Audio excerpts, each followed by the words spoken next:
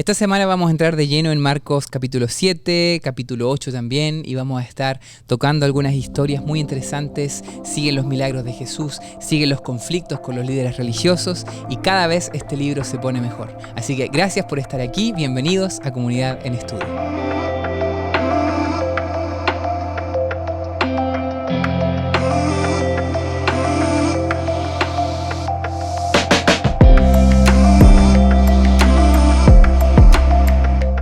Estamos felices de tenerte allí del otro lado, gracias por estar. Estamos muy felices aquí con el pastor Cristian de nuevo. ¿Cómo estás, pastor? ¿Todo bien? Muy bien, Dani, siempre es una alegría estar acá. Estamos felices, ¿no? Y creo que también hay algunos saludos por allí que nos llegaron, ¿no? ¿Te gustaría saludar ahí a la gente? Quiero saludar a mi amiga Tere García, siempre nos manda un saludito ahí en WhatsApp cuando le mando el link para poder verlo. Así que, amiga Tere, Dios te bendiga y una alegría siempre que puedas estar ahí conectada con estos estudios, las lecciones de Escuela Sabática, ¿no? Sí, nos pone muy felices, así que saludos también a todos los que están ahí detrás de la pantalla, nos dejan algún comentario, como la hermana Tere. Y si tú quieres también que podamos incluso leer alguna pregunta que tú tengas, algo que te gustaría que pueda salir el próximo capítulo, no dudes, nos puedes dejar los comentarios allí, mandarlo directamente a nosotros, que la idea aquí es poder todos unirnos en esta conversación, ¿no? Todos poder ser parte de lo que Dios nos está hablando a través del estudio de la Biblia. Así que bienvenidos, hoy ya estamos en un capítulo muy interesante en donde vamos a estar hablando acerca de, el título me llamó la atención, de adentro hacia afuera, ¿no? Inside Out. Hace poco se estrenó una película, ¿no? De Disney Pixar que se llama así, ¿no? Inside Out, de adentro hacia afuera, ¿no? Que habla un poquito de las emociones, una película muy interesante ahí de Disney Pixar, cómo desde adentro sale todo al final, ¿no?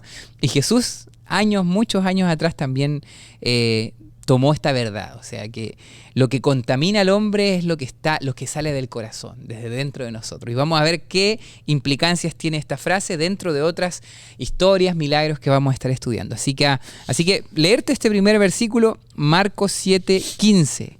Que dice, nada exterior al hombre puede entrar en él y contaminarlo. Más bien lo que sale del hombre es lo que lo contamina. Vamos a comenzar de lleno con esta historia. ¿Qué piensas tú de esta declaración de Jesús? ¿Cómo poder ponerla en su contexto y entender qué es lo que estaba diciendo Jesús aquí?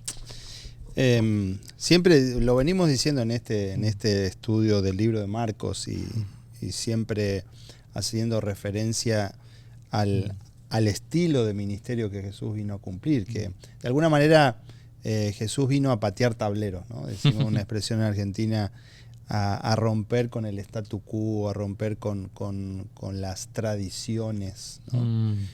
Que era algo que estaba sumamente arraigado en el pueblo judío y que comenzaban, no porque las tradiciones en sí estén mal, sino el tema es el grado de importancia, sí, donde ponían el acento cada uno de ellos, ¿no? Y entonces, cuando tenían que pensar, por ejemplo, en los seres humanos, estaban las tradiciones por encima de los seres humanos. Por encima del amor que podían llegar a tenerle al ser querido que estaba ahí al lado, sea conocido o sea desconocido o sea aún conocido, ¿no? Claro. Cuando, por ejemplo, Jesús cuenta la parábola del buen samaritano, los que se decían ser religiosos pasaban y como estaban apurados y como tenían temor porque tenían miedo de que le vaya a pasar algo así, como veían que de pronto era alguien en una condición extraña, pasaban de largo porque no tenían tiempo. Claro. Porque no querían gastar, porque no querían ensuciarse las manos, claro, no querían contaminarse, o sea, una cantidad de cosas que pasaban, entonces ponían las tradiciones por encima de la necesidad del que estaba ahí al lado, ¿no?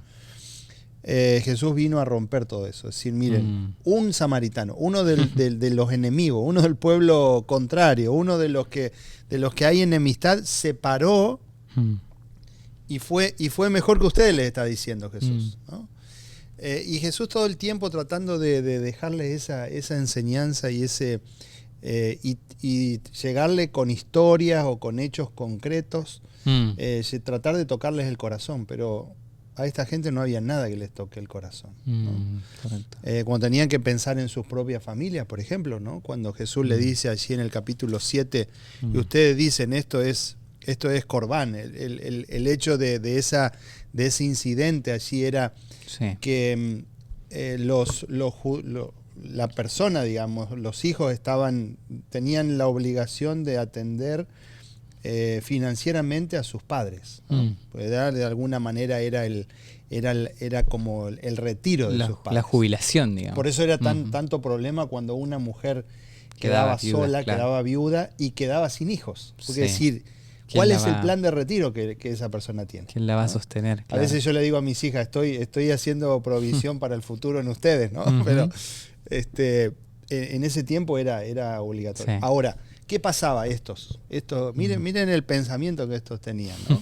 Ellos decían, no, yo ya di esto como ofrenda, así que Padre, mira, no te voy a poder dar porque yo ya lo entregué esto al Señor, ¿no? Entonces, ese tipo de pensamientos tenían ellos. Es decir, no le importaba si era un desconocido o si era un conocido. Si era un propio padre al cual tenían que quitarle el sustento para decir, no, yo lo di a esto al Señor como ofrenda. Este es mi mandato. Lo otro lo doy. Ese tipo de pensamiento era el que ellos tenían. Y Jesús todo el tiempo tratando de derribar aquellas ideas que ellos tenían. Sí. Y que hacía que de pronto, de una expresión que podía llegar a ser solamente externa, Jesús quería que ellos hicieran un análisis de su corazón. ¿Cómo estaba el corazón, ¿no? Y entender el por qué están las leyes de Dios, los principios de Dios, y identificar qué cosas hemos añadido a esas leyes o han sido tradiciones y que ya no tienen ningún tipo de sentido, ¿no? Y eso nos pasa muchas veces a nosotros también. Me gustaría leer la historia ahí, en Marcos capítulo 7, para que entremos un poco en contexto y analicemos lo que tú estabas diciendo, porque creo que es algo súper importante para el día de hoy también. Dice, se juntaron a Jesús los fariseos y algunos de los escribas que habían venido de Jerusalén, los cuales, viendo algunos de los discípulos de Jesús comer pan con manos inmundas, esto es, no lavadas, los condenaban. Y ahí es la explicación, ¿no? Porque los fariseos y todos los judíos, aferrándose a la tradición de los ancianos, si muchas veces no se lavan las manos, no comen, ¿no? Y volviendo a la plaza, si no se lavan, no comen. Y otras muchas cosas hay que tomaron para guardar, como el lavamiento de los vasos de beber, y de los jarros, de los utensilios de metal y de los lechos. O sea, aquí sucede algo que habían tomado algo que probablemente estuviera bien, ¿no? La higiene, porque muchos de los mandamientos, incluso ceremoniales, tenían que ver con la higiene. O sea, habían un pueblo que estaba en el desierto y Dios... tierra, exactamente. Entonces tenía su función, ¿no? Pero algo que pudiera haber sido bueno y de beneficio para el ser humano, le fueron añadiendo tantas cosas, una serie de rituales rígidos, que ahora ellos veían a sus discípulos, por ejemplo, que no se lavaban las manos, que esto no era una cuestión así como de cuando un niño no se lava las manos, oye, no te lavaste las manos. Era algo que tenía un significado de juzgarlo, o sea, de condenarlo espiritualmente, ¿no? Y ahí es donde Jesús les responde de una manera bien dura, ¿no? Que lo vamos a analizar también. Pero yo quería como centrarme un poquito en esto. Algo me pasó en Estados Unidos cuando ya empecé a vivir aquí. En Sudamérica, tú sabes que cuando está en rojo y no puedes doblar a mano derecha en este caso. Al menos en las leyes de tránsito ahí de Chile no se puede, ¿no? A menos que te indique virar con luz roja, con precaución. Una flecha verde puede ser. Exactamente. Pero aquí sí se puede, ¿no? Entonces, es una distinta ley de tránsito. Entonces, al principio, yo cuando veía el rojo y sabía que se podía, como que... Tenías miedo de hacerlo. Tenía miedo de hacerlo. O lo hacía y me sentía un poco culpable porque dije, allá no se puede hacer. O sea, venía con una costumbre, ¿no? El problema es cuando vuelvas ahora para allá. Claro, ahora ya. Quiero hacer también. Ahí me van a llegar tickets, ¿no? Pero es interesante, eso muchas veces nos pasa a nosotros en el ámbito religioso también. Hay cosas que tienen su función. Yo me imagino la red de tránsito tiene la función de tener un orden, ¿no? De evitar accidentes y todo. Pero es interesante eso, que muchas veces nos quedamos simplemente con el no, eso no se hace porque sí, simplemente. Y cuando hay una excepción a la regla, como aquí, que cambia un poquito la cosa, viene toda esa costumbre que yo acarrié y por eso me sentía raro al principio de hacer algo que allá no estaba bien, ¿no? Entonces creo yo que sucede lo mismo. El otro día escuchaba una historia de una iglesia en donde había una parte antes de pasar al... No sé si será real esta historia, pero había una parte antes de pasar como al púlpito, al stage, en donde cada uno se como que hacía una reverencia, ¿no? Como que se agachaba y pasaban. Y era como una parte, sí, era como sagrado esto, ¿no? Y ahora y todos lo hacían, o sea, como que ya en esa iglesia se había vuelto algo que tenías que hacerlo, ¿no? Hacer como una reverencia en un lugar específico. Entonces, después alguien preguntó por qué justo en esa parte se agachan, hacen una reverencia. Y nadie sabía. Empezaron a investigar para atrás, y se dieron cuenta que, claro, hubo un tiempo en donde hicieron un arreglo en esta iglesia, y había justamente ahí un desnivel en donde mucha gente tenía que agacharse porque simplemente si no se agachaba se iba a pegar en la cabeza, ¿no? Pero eso después lo quitaron, ya estaba todo normal, pero siguieron haciendo esto hasta que al final se volvió algo que nadie sabía por qué lo hacían, sí, pero lo hacían, ¿no? Entonces, ¿qué piensas tú? ¿Cuánto de lo que nosotros practicamos, que creemos que es ley, que es algo mandato de Dios, y si alguien no lo hace, lo juzgamos, lo criticamos duramente, y estamos actuando quizás parecido a los judíos en esta escena? ¿Tú crees que todavía existe eso de no entender cómo visualizar las leyes y las tradiciones? Sí, claro. Todo el tiempo estamos luchando contra eso, y especialmente cuando tenemos como más años dentro de la iglesia, ¿no? Hay muchas cosas. Por ejemplo, me ha tocado ser pastor en alguna iglesia donde no se le permitía a la mujer venir de pantalón, ¿no? Y tenía un hermano, ¿no? Que se paraban en la puerta y si alguna mujer se atrevía a venir de pantalón, le decía no, en el lobby mismo de la iglesia, no, porque eso es pecado mortal, ¿no? Tomando de alguna manera, digo, hermano, pero eso, claro, eso es la iglesia católica, o sea, claro, está confundiendo las teologías, ¿no? Pecado mortal. Pecado mortal, decía, ¿no? Eso es pecado mortal. Y entonces algunas hermanas, para no contradecir eso, y era una zona de mucho frío, pero frío, ¿no? Sí.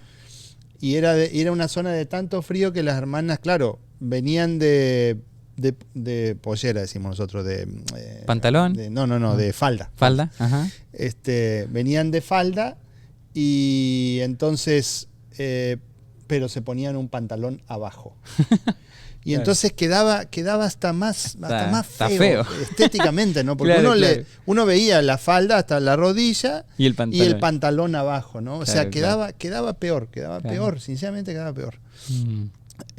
Todo por eso, ¿no? Y decir, ¿y dónde dice que de pronto nadie está diciendo, no, pero que si el pantalón es ajustado? No estamos diciendo eso. No estamos diciendo una cosa por la otra. Estamos diciendo que la mujer venga decentemente vestida, el hombre decentemente vestido también, que son cuestiones que hacen al buen decoro, que es lo que Pablo habla con respecto a cómo debe ser el vestir del hombre y de la mujer, de ambos, ¿no?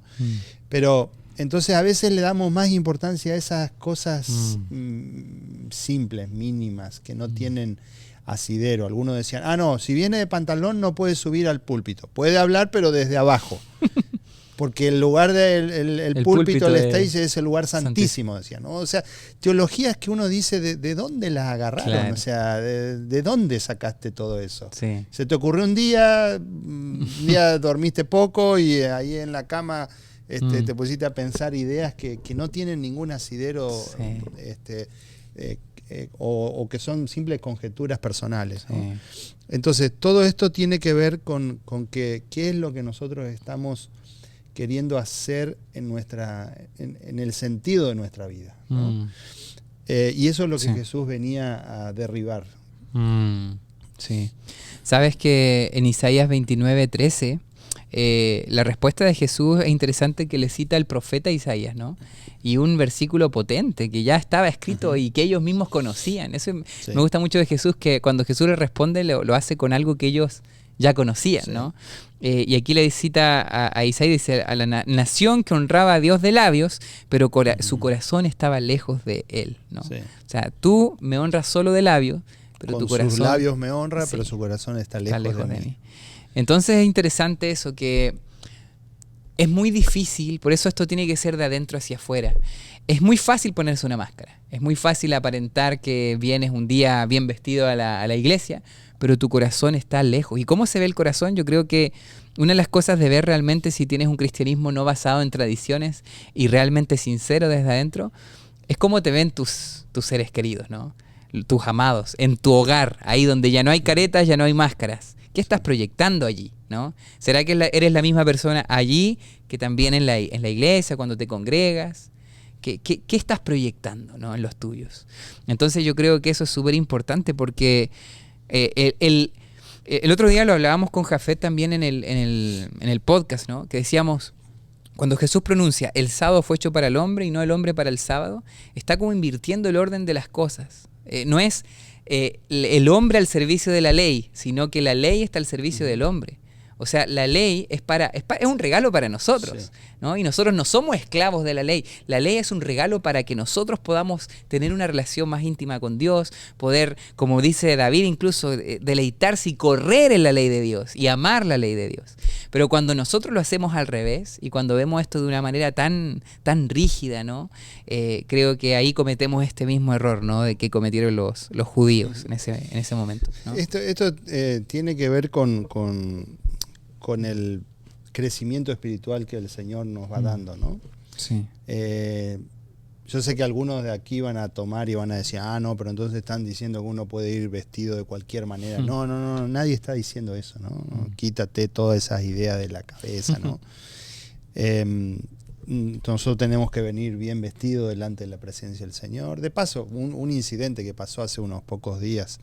Alguien que está comenzando a caminar en los caminos del Señor y empezando a venir a la iglesia. Y claro, su vestimenta es una vestimenta, uno podría decir, los que tenemos más años en la iglesia, no es acorde a la iglesia, a venir delante de la presencia de Dios. Los que somos más viejitos en esto. Pero nadie le ha dicho nada, gracias a Dios por eso, ¿no? Y entonces esta persona me dice, hace unos pocos días atrás, me dice, pastor, me gustaría conseguir una ropa acorde para venir a la iglesia. Solo por el hecho de ver cómo los demás nos vestimos y demás. Que vuelvo a decir, no es lo importante eso. Porque como tú decías bien, Dani, a veces venimos bien vestidos, pero nuestro corazón está mal vestido. Está malo por dentro. Claro. ¿no? Y sí, somos malos y pensamos mal y venimos a criticar y venimos a... que eso es lo que Jesús les dijo a esta gente, le dijo, ustedes son como sepulcros blanqueados, ¿no? Un sepulcro por fuera, a mí me gusta ver cuando voy a los cementerios así lo adornado que está en algunos lugares, algunos panteones, sí, y cuestan sumamente caro todo eso, ¿no? Ponerle una piedra, ponerle un mármol por fuera, sí, es sumamente costoso, claro, sumamente costoso. Uno dice, yo le pongo esa mismo en la cocina de mi casa y no me cuesta tanto como para un cementerio, porque los lugares que preparan eso se aprovechan de eso, ¿no? Claro. Entonces cuesta capaz que 4 veces más que cuando uno quiere hacerlo para su casa, para una cocina de la casa. Por fuera están adornados, ¿no? Pero por dentro, ¿qué contienen? Contienen muerte, pudrición, olor, gusanos. Eso es lo que contienen por dentro, sí, que es la muerte misma, ¿no? Sí. Entonces, este muchacho me dice, pastor, me gustaría conseguir y yo le digo, mira, él no tiene recursos para hacerlo, la iglesia va a poder ayudarle en esto, pero es algo que nace del propio corazón. Claro. Si alguien hubiese venido... De adentro, ¿no? Claro, adentro, si alguien hubiese venido a decirle, mira, tal, fulano de tal, tienes que vestirte mejor porque no puedes venir así a la casa del Señor de esta manera. Yo estoy seguro que se hubiese molestado, se hubiese ofendido y hasta hubiese dejado de venir por eso. Pero nadie dijo nada acerca de esto. Nadie le dijo nada. Es algo que nace solo. Y eso es lo que yo me refiero con el crecimiento que se va produciendo en nosotros. Sí. El crecimiento que proviene de algo de adentro, que el Señor va tocando nuestro espíritu y entonces ahora se empieza a transformar para afuera, hacia afuera. Sí. Y esto me refiero al aspecto de la ropa, de la vestimenta, que vuelvo a decir, no hace absolutamente nada que nosotros vengamos vestidos de una manera o vestidos de otra a la casa del Señor. Sí, correcto. ¿Sí? Sabes que el otro día veía una persona, un psicólogo que estaba diciendo, ¿no? Que si tú quieres tener paz mental, tienes que dejar de intentar o pretender controlar a las personas, o controlar incluso las situaciones. Y sabes que en un ambiente en donde quizás estás acostumbrado en tu hogar al control, vas a esperar que suceda lo mismo en una iglesia, por ejemplo, donde todo se controle, ¿no? Pero es interesante, si tú quieres tener más paz mental, tienes que dejar de intentar controlar, ¿no? Y cómo la gente siente que tiene el control muchas veces con estas cosas, ¿no? Vamos, que aquí se hacen las cosas así, y así, y así, y bien cuadrado y todo, y pensamos que así estamos al control de la iglesia, y que Dios de alguna manera se agrada con eso. Pero no. El controlar tiene más que ver con algo que hace el enemigo que algo que hace Dios, ¿no? Dios no quiere tener personas controladas así como esclavos, ¿no? Como robots, ¿no? Sí. Así todo controlados, ¿no? Esa es la estrategia del enemigo, el control.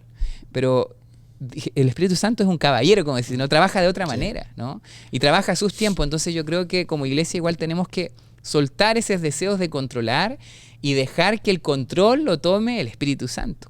Y que Él en sus tiempos va a ir convenciendo de adentro hacia afuera. Si queremos tener cristianos saludables, creo yo que el cambio tiene que ser de adentro hacia afuera, y eso no lo podemos hacer ni tú como lead pastor, ni yo como worship pastor, solo lo hace el Espíritu, ¿no? Él puede realmente transformar. Sabes que me gusta mucho aquí el 15, y no sé si lo podemos comentar rápidamente, que dice en Marcos 7, dice: nada hay fuera del hombre que entre en él que lo pueda contaminar, pero lo que sale de él, eso es lo que contamina al hombre, ¿no? Si alguno tiene oídos para oír, que oiga. ¿Qué piensas tú de esto? ¿Será que esto me está hablando, entonces estoy excusado para poder comer lo que yo quiera, ¿no? No, unos versículos más adelante Jesús comienza a explicar esto, ¿no? Y dice, pero decía, versículo 20, que lo que del hombre sale, eso contamina al hombre, ¿sí? Porque había muchas discusiones de paso aquí con respecto a la alimentación y demás. Y algunos argumentan y dicen que Jesús estaba dando aquí piedra libre o rienda suelta para que cualquier alimento se coma, ¿no? Y Jesús no está yendo en contra de los alimentos que habían sido establecidos por Dios allí en Levítico capítulo 11, que eran los alimentos o las carnes inmundas o los animales inmundos. No está hablando de eso, sino que aún los judíos habían llevado al extremo esto, que ni siquiera los alimentos que eran considerados o eran tocados por los pueblos paganos. Aquí había una división racial. Algo, claro. ¿Sí? Que era mucho más profundo que solamente la alimentación. ¿Sí? Que muchas veces pasa con nosotros también. Y no me refiero tanto a las razas en sí, ¿sí? Que nosotros estamos aquí viviendo en un país sumamente cosmopolita como es Estados Unidos. Nosotros tenemos una iglesia, de paso aquí la iglesia central tiene 22 nacionalidades diferentes representadas, ¿no? Colores de piel diferentes. Jesús no se estaba refiriendo tanto a esas cosas, sino que ellos estaban haciendo aún de esas diferencias raciales, llevándolo, por ejemplo, a los alimentos, ¿no? Aquellos alimentos que habían sido tocados por tal o cual persona de una nación no podía comerse ese alimento. Y Jesús está diciendo, miren, no presten atención a esas cosas. Presten atención a su corazón, porque dentro del corazón está la contaminación. No en esa comida, no en ese alimento, no en esa carne, no en ese... dentro de usted. Entonces en el versículo 20, Jesús le dice, lo que del hombre sale, eso contamina al hombre. Porque de dentro del corazón, versículo 21, de los hombres, salen los malos pensamientos, los adulterios, las fornicaciones, los homicidios, los hurtos, las avaricias, las maldades, el engaño, la lascivia, la envidia, la maledicencia, la soberbia, la insensatez. Todas estas maldades de dentro salen y contaminan al hombre. Fíjense que a veces nosotros ponemos la atención en una pequeña cosa. Lo externo, esta persona viene, no sé, de África y se viste de determinada manera o se viste con determinados colores. Que aquí solemos verlo mucho eso, ¿no? Uno que viene con corbata, el otro que viene con un moño, el otro que viene con un color, el otro que viene con otro. Y entonces nosotros podemos empezar a mirarlo de determinada manera, de decir, no, este no está viniendo vestido de la manera que tiene que venir delante del Señor. ¿Y quiénes somos nosotros para juzgar esas cosas? Claro. ¿Quiénes somos nosotros de juzgar cómo uno se expresa, ¿no? Siempre y cuando, por supuesto, esto no lleve a una violación de los mandamientos de Dios, porque esto no tiene que ver con mandamientos. Por eso el día domingo el título es Tradiciones humanas versus mandamientos de Dios. Algo diferente, ¿no? Entonces, es una distinción. entender qué son las tradiciones. Yo siempre digo, nosotros tenemos como varios estadios en esto, ¿no? Tenemos tradiciones, tenemos costumbres, tenemos cultura y tenemos mandamientos. Entonces, cada una de estas cosas, ¿en qué lugar? ¿Bajo qué columna yo la ubico? Correcto. ¿Sí? Claro. Tú Claro. te gusta andar así con camisa desprendida. ¿Eso es un mandamiento? ¿Tú estás violando un mandamiento vistiéndote así de esa manera? ¿O una costumbre? Claro. ¿O una cultura de tu país? ¿O una tradición de familia, por ejemplo? Claro, claro. ¿Qué es? Uno podría decir, bueno, no, una costumbre, yo me he visto de esta manera. Claro. ¿Estás violando un mandamiento con eso? No, para nada. No, para nada. Claro. Entonces que alguien venga y te diga, no, Pastor Daniel, mira, tú tienes que estar con la camisa así, prendida, así, hasta el cuello acá arriba, el botón acá arriba. Esas son y muchas veces en la iglesia nos pasa que nosotros nos ponemos a discutir y se producen enemistades por estas cosas. Sí. Si nosotros tuviéramos la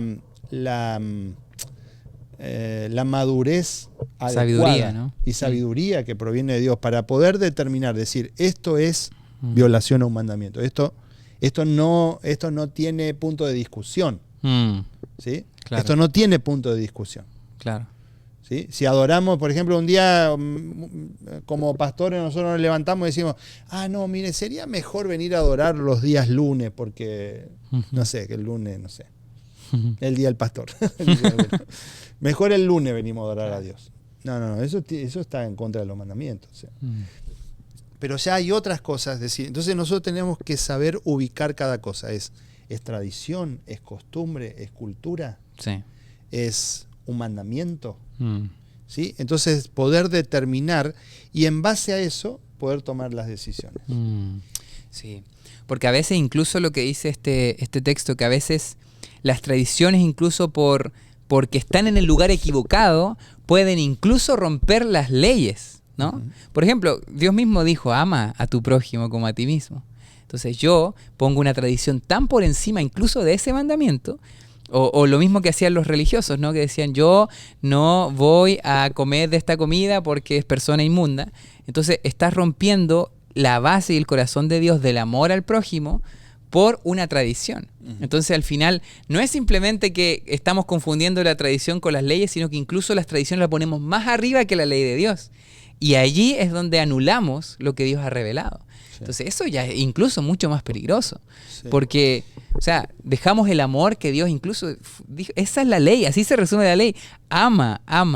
Y cuando dejamos de amar por estas pequeñeces, entonces estamos rompiendo realmente. Fíjense qué importante es que esto que, como decíamos al principio, Jesús vino a desarticular todo esto. Si podríamos decir nosotros cuál fue el ministerio de Jesús, vino a salvar, por supuesto. ¿Sí? A lo suyo vino. Salvador, ¿Qué era lo suyo? Lo suyo era venir a ser el Salvador de la humanidad. Eso. Sí. Pero si nosotros tendríamos que poner otro ítems dentro del ministerio de Jesús, Jesús vino a desarticular todas estas tradiciones y estas creencias que el pueblo estaba teniendo y que lo alejaba del verdadero plan de salvación, que era, como tú dices, Dani, amar a los demás. Sí. Amar a Dios por sobre todas las cosas y al prójimo. ¿Sí? Y ellos perdían de vista esto. Perdían de vista ese amor al prójimo por causa de esto. ¿Sí? ¿Las manos limpias o el corazón limpio? Dice el día lunes. ¿Qué es más importante? Tener las manos limpias. Y nadie está hablando en contra de la higiene. ¿No? Nadie está hablando en contra de la higiene. Ni siquiera Jesús estaba hablando en contra de la higiene. El problema es que ellos le daban más importancia a la higiene externa de las manos que la higiene del corazón. Wow. Entonces nosotros pasamos después de la pandemia del 2020 para aquí, yo creo que la mayoría comenzamos a tomar mayor conciencia de lo que tiene que ver con la higiene, creo que la gran mayoría de nosotros tenemos nuestro carro todavía, el hand sanitizer ahí, aunque ya pasamos del COVID, pasamos tiempo del COVID, pero todavía tenemos ahí. Entonces uno vuelve de hacer alguna visita, algo de haberle dado la mano a alguien y nos ponemos hand sanitizer así y ahí salimos nuestro carro, ¿no? Claro. En la iglesia acá tenemos también como 8 estaciones de hand sanitizer todavía se sigue usando eso y es bueno que sigamos teniendo esa práctica. El problema es si nosotros nos concentramos solamente en la limpieza exterior y no nos concentramos en la limpieza de nuestro corazón. Sí. Que nuestro corazón esté verdaderamente entregado en las manos de Cristo, que Cristo sea el que haga esa purificación. Y eso es lo que Jesús quería transformar en ellos, ¿no? Sí. Me gustaría, para ir llegando ahí al final, estos capítulos tienen varias historias, ¿no? Marcos, de hecho, como ya hemos hablado, va de una historia a otra, es como ir viendo las historias de Jesús bien rápido, pero sí de alguna manera unir esto porque hay un relato que está después en el versículo 24, ¿no? Que dice que Jesús se fue a la región de Tiro y Sidón y entró en una casa y no quiso que nadie lo supiese, ¿no? Pero no pudo esconderse. Dice, porque una mujer cuya hija tenía un espíritu inmundo, luego que oyó de él, vino y se postró a sus pies. Y dice, la mujer era griega y sirofenicia de nación, y le rogaba que ella se fuera de su hija al demonio. Recordamos que los judíos, el que no era judío era inmundo, era un gentil, era despreciado, ¿no? Y aquí, bueno, esta mujer se acerca a Jesús y aparentemente sabía quién era Jesús, sabía lo que podía hacer, por algo le pide este milagro, ¿no? Pero Jesús vemos que la trata como mal, ¿no? De hecho dice, deja primero que se sacien los hijos, porque no está bien tomar el pan de los hijos y echarlo a los perrillos, ¿no? Pero después dice, le responde ella, sí señor, pero aún los perrillos debajo de la mesa comen de las migajas de los hijos. Y entonces le dijo, por esta palabra ve, el demonio ha salido de tu hija. O sea, como que se consigue ahí el milagro, ¿no?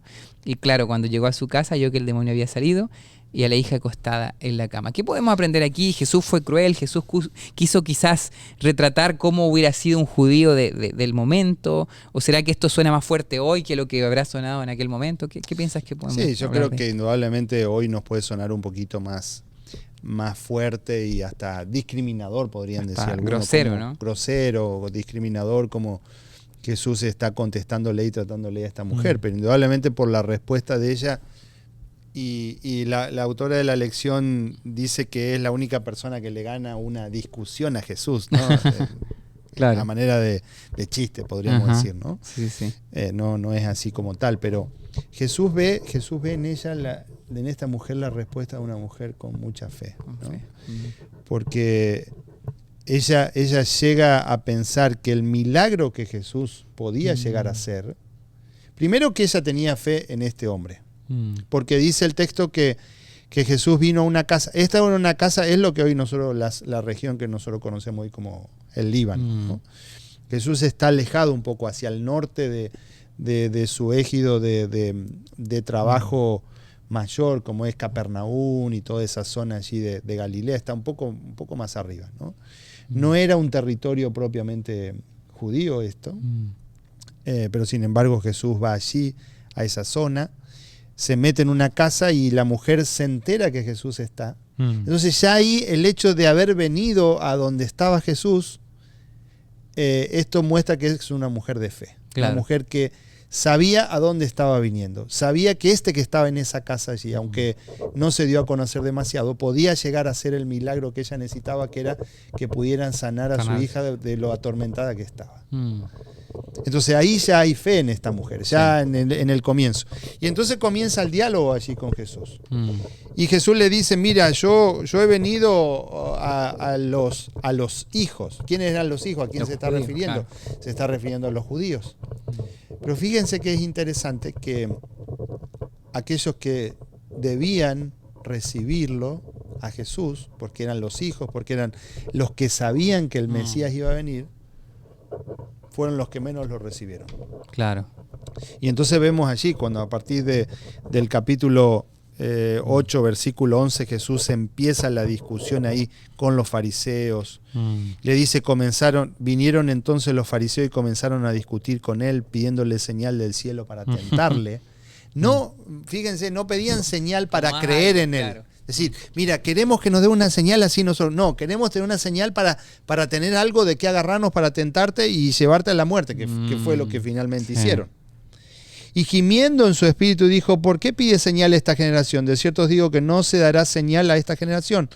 Y dejándolos, Jesús se daba vuelta, no perdía tiempo porque sabía que era tiempo perdido, valga la redundancia. Correcto, claro. Pero sin embargo, esta mujer, que era de otra nación, que era un miembro que podríamos decir de iglesia hoy, que es el que viene ahí en la hora 11, ¿sí? Que viene a último momento. Yo contaba en un sermón hace algunos sábados atrás y decía el que está y que corre en el andén del tren y se sube ahí a último momento mientras el tren ya está empezando a marchar, claro. Pero ahí se sube, ¿no? Y ese va a ser salvo también. Sí.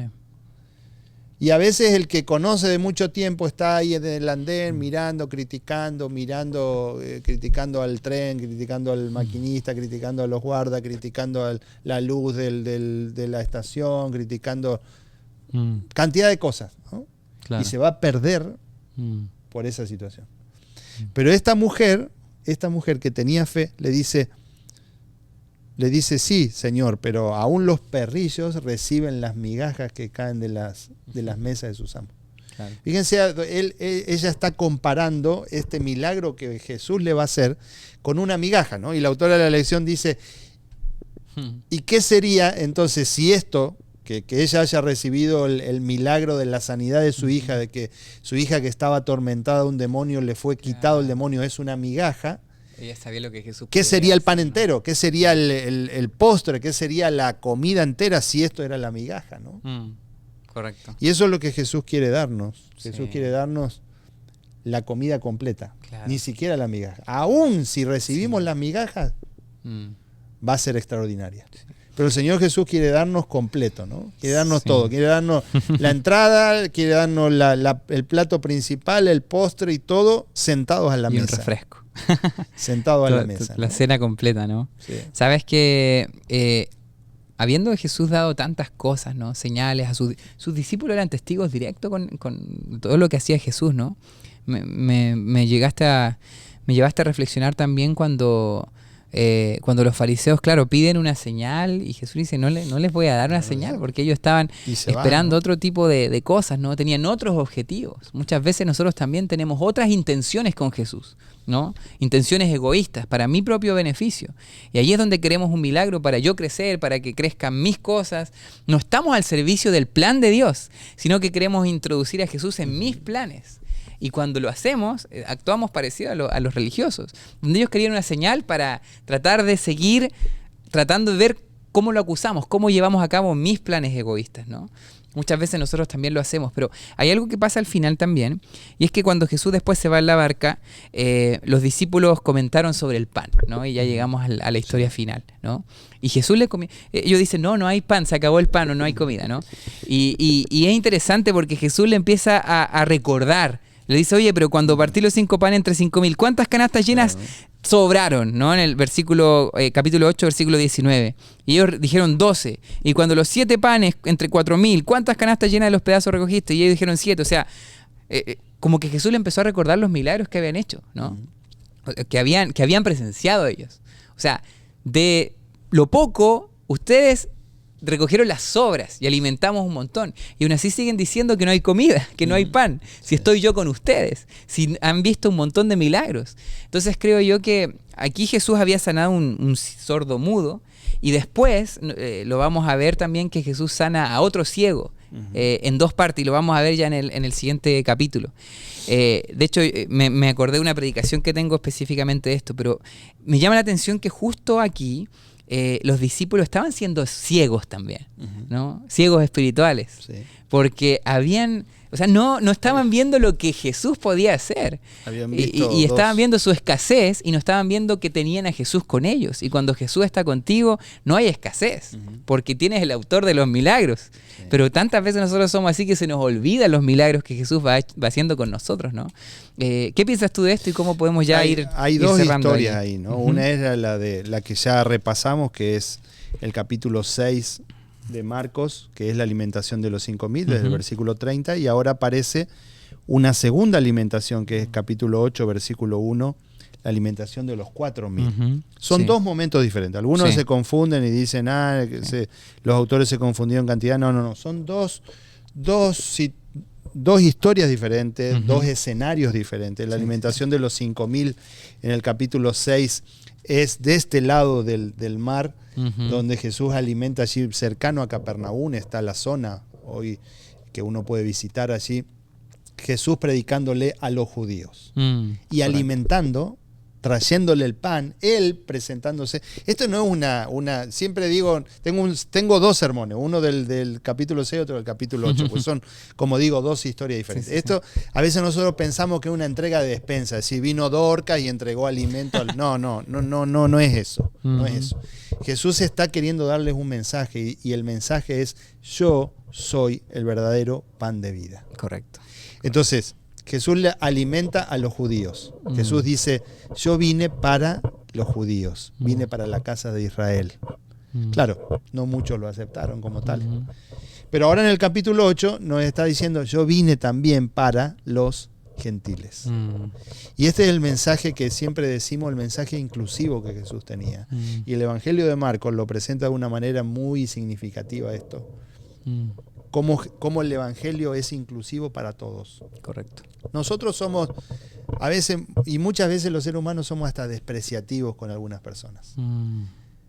Sí. Y el Señor Jesús nos llama a que nosotros tengamos una visión diferente de nuestro prójimo. Correcto. Y Jesús la tenía como tal. Ahora, Jesús alimenta a los 4.000 en la zona allí del otro lado del mar, donde estaban allá los pecadores según los judíos, allá de la zona de Decápolis, para aquel lado del mar. Jesús se fue al otro lado del mar y entonces había una gran multitud y dice el versículo 2, tengo compasión de la gente. A mí me encanta ese Jesús. Me encanta ese Jesús pensando en que la gente tenía necesidad de él, ¿no? Y entonces hace el milagro, les da de comer a los 4.000, ¿sí? 4.000 hombres allí. Y entonces después viene lo que nosotros conocemos en el versículo 14 como la discusión allí. Habían olvidado, dice el versículo 14, habían olvidado de traer pan y no tenían sino un pan consigo en la barca. A mí me llama la atención esto, porque hay algunos comentadores que dicen: tenían un solo pan porque ese único pan era Cristo y estaba con ellos en la barca, ¿no? No sé, podría ser. Es interesante esa aplicación que hacen y es lógica también, porque a veces nosotros estamos buscando panes en otros lugares, estamos buscando alimento en otros lugares. El pan está con nosotros, claro. Estamos buscando alimento en tener una mejor posición social, en tener más dinero, en poder tener una carrera en nuestra familia incluso, y nos olvidamos del verdadero pan que es Jesucristo. Correcto. Ese es el único pan, ¿no? Correcto. Y él era el que estaba con ellos en la barca. Y entonces les mandó diciendo: mirad, guardado de la levadura de los fariseos y la levadura de oro. Y ellos se ponían a discutir entre sí. Decían: lo que pasa es que está hablando de esto porque no tenemos pan aquí.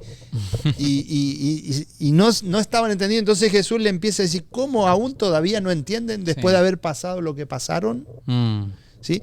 Y este capítulo 6 de Marcos, capítulo 8 de Marcos, cuando Jesús habla del verdadero pan de vida, ¿no? Que es él dándole alimento a los judíos, dándole alimento a los gentiles, ahora vuelve otra vez a hacer referencia a Jesús, que ya lo vamos a ver más adelante, en la última cena, presentándose él como el verdadero pan de vida. Es decir, todo lo que ustedes vieron antes, ese soy yo. Wow. Tremendo. Así de extraordinario es el Evangelio, y como siempre decimos, no hay ninguna historia, no hay ningún elemento en las historias de los Evangelios que estén simplemente por casualidad ahí. Decir, esto... Por eso aquellos que dicen, no tenían sino un pan consigo en la barca, yo creo que esa aplicación puede darse, porque no hay ni siquiera una frase que esté puesta así en los evangelios que sea, bueno, al evangelista, al escritor de los evangelios se le pasó y escribió sin saber lo que escribía. No, todo tiene un sentido, ¿no? Sí. Interesante, ¿no? Creo que hay tanta belleza en este evangelio que podríamos estar horas hablando aquí, pero dejamos también para que tú puedas reflexionar, para que tú nos mandes tus preguntas, nos mandes tus impresiones. Y recuerda que el único que puede generar realmente cambio en nosotros es ese pan. Interesante que estábamos hablando de comida igual, ¿no? Al principio, y que la comida, los religiosos estaban pensando que contamina y que sin lavarse y todo. Y aquí terminamos hablando también de ese Jesús pan también de vida, ¿no?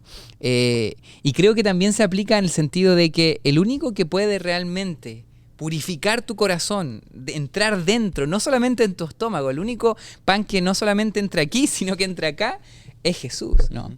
Y Él puede realmente producir un cambio en tu vida. Así que puedas hoy experimentar su presencia en tu vida, ¿no?